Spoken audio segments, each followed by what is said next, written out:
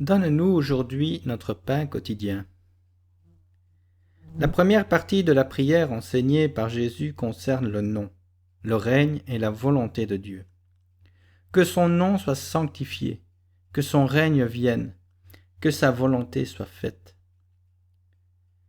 Lorsque dans notre vie, nous aurons donné la première place au service de Dieu, nous pourrons lui demander avec confiance de répondre à nos besoins. Si nous avons renoncé à nous-mêmes, si nous nous sommes donnés au Christ, nous sommes membres de la famille de Dieu et tout ce qui se trouve dans la maison du Père nous appartient. Tous les trésors de Dieu sont à nous, à la fois en ce monde et dans le monde à venir. Le ministère des anges, le don du Saint-Esprit, l'action de ses serviteurs s'exercent en notre faveur.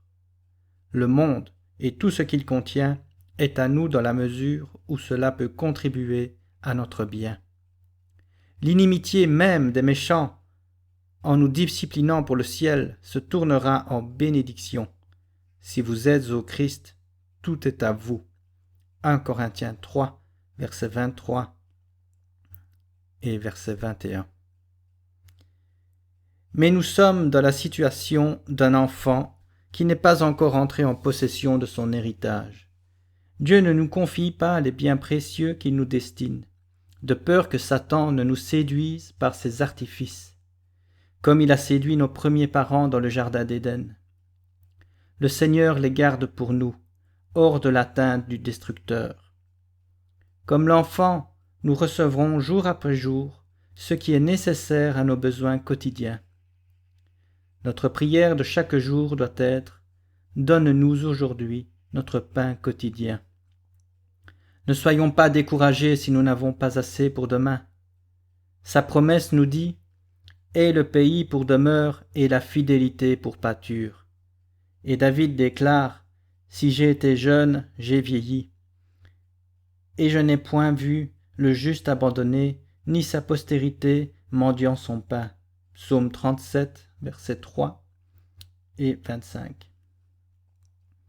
Le Dieu qui envoya des corbeaux pour nourrir Élie auprès du torrent de Kérith n'oubliera pas un seul de ses enfants fidèles et dévoués. Voici ce qui est écrit de celui qui marche avec droiture. Du pain lui sera donné et de l'eau lui sera assurée. Ils ne seront pas confus au temps du malheur, ils sont rassasiés au jour de la famine. Lui qui n'a point épargné son propre fils, mais qui l'a livré pour nous tous, comment ne nous donnera-t-il pas aussi toutes choses avec lui? Romains 8, verset 32.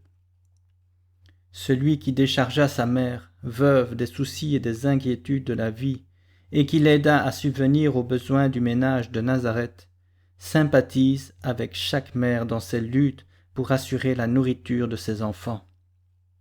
Celui qui eut compassion de la foule, parce qu'elle était languissante et abattue, a toujours compassion des pauvres qui souffrent. Ses mains se tendent vers eux pour les bénir, et dans la prière même qu'il donna à ses disciples, il nous enseigne à nous souvenir des pauvres. Quand nous disons « Donne-nous aujourd'hui notre pain quotidien », nous prions aussi bien pour nos semblables que pour nous-mêmes. Et nous reconnaissons que les biens reçus de Dieu ne sont pas exclusivement pour nous.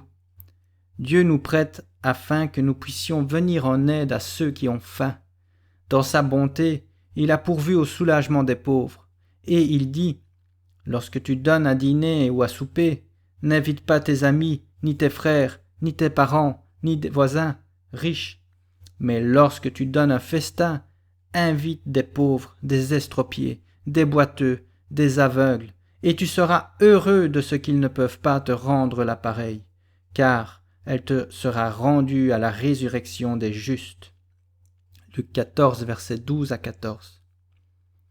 Et Dieu peut vous combler de toutes sortes de grâces, afin que, possédant toujours en toutes choses de quoi satisfaire à tous vos besoins, vous ayez encore en abondance pour toute bonne œuvre. Celui qui sème peu, moissonnera peu, et celui qui sème abondamment, moissonnera abondamment. 2 Corinthiens 9, verset 8. La prière pour le pain quotidien ne concerne pas seulement la nourriture du corps. Elle comprend aussi le pain spirituel, indispensable à l'âme pour lui assurer la vie éternelle. Jésus nous dit « Travaillez, non pour la nourriture qui périt, mais pour celle qui subsiste pour la vie éternelle. » Il dit encore « Si quelqu'un mange de ce pain, il vivra éternellement. » Jean 6, verset 27. Notre Sauveur est le pain de vie. C'est en l'accueillant dans notre âme que nous mangeons vraiment le pain qui est descendu du ciel. Nous recevons le Christ en acceptant sa parole et le Saint-Esprit nous est donné pour nous aider à la comprendre et à accepter les vérités qu'elle contient. Chaque jour, en lisant les Écritures, nous devons prier pour que l'Esprit de Dieu nous révèle la vérité propre à affermir notre âme en vue des besoins de la journée. En nous enseignant à demander chaque jour ce dont nous avons besoin, tant pour notre corps que pour notre âme, Dieu a un but. Il désire que nous nous sentions dépendants de sa constante sollicitude. Il cherche à nous attirer dans sa communion, grâce à laquelle, par la prière et par l'étude des grandes et précieuses vérités de sa parole, notre âme sera nourrie et désaltérée à la fontaine de la vie.